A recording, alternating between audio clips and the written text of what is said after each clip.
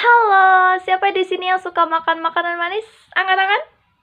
Banyak ya, hampir semuanya mulai dari kue, es teh, ataupun coklat. Sebagai pelarian dari rasa stres.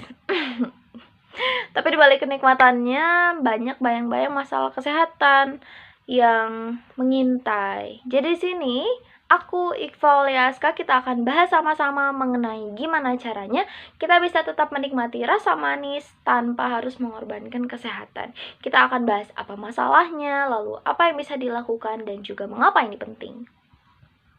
Di era modern ini yang hampir setiap hari dikelilingi oleh gula, nah gula ini nggak hanya mengandung di dessert, ada di saus, ada di minuman kemasan, sereal, dan pokoknya makanan-makanan olahan lainnya itu pasti ada mengandung gula. Nah, konsumsi gula di Indonesia sendiri itu masih sangat tinggi.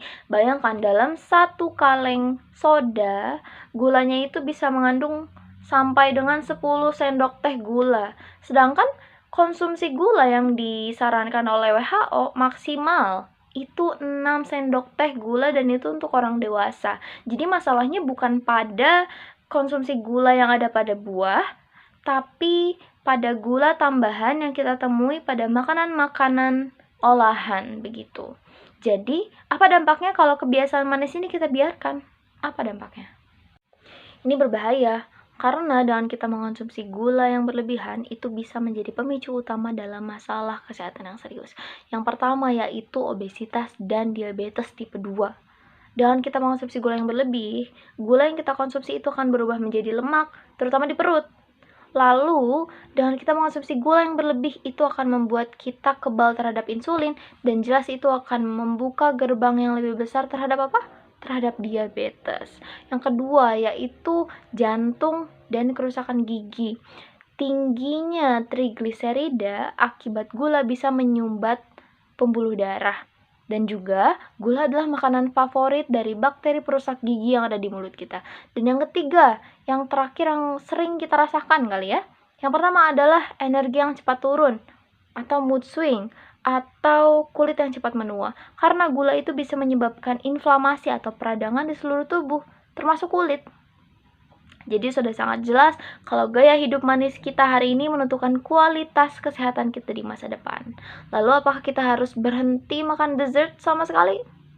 Oh, enggak. Karena hidup jadi kurang berwarna kan kalau kayak gitu. Pertanyaannya sekarang adalah, sekarang kita harus apa? Solusinya adalah kita beralih ke dessert yang masih manis tapi lebih sehat. Kita nggak perlu menghilangkan rasa manis atau gula sepenuhnya, tapi kita bisa mengganti ataupun memodifikasi bahan-bahannya.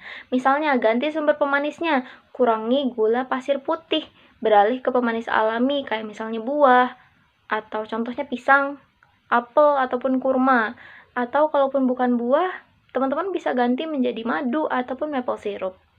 Yang kedua yaitu utamakan bahan yang bergizi. Jadikan dessert sebagai pelengkap nutrisi, contohnya Greek yogurt dengan berry-berryan ataupun puding chia seed, itu lebih sehat kan.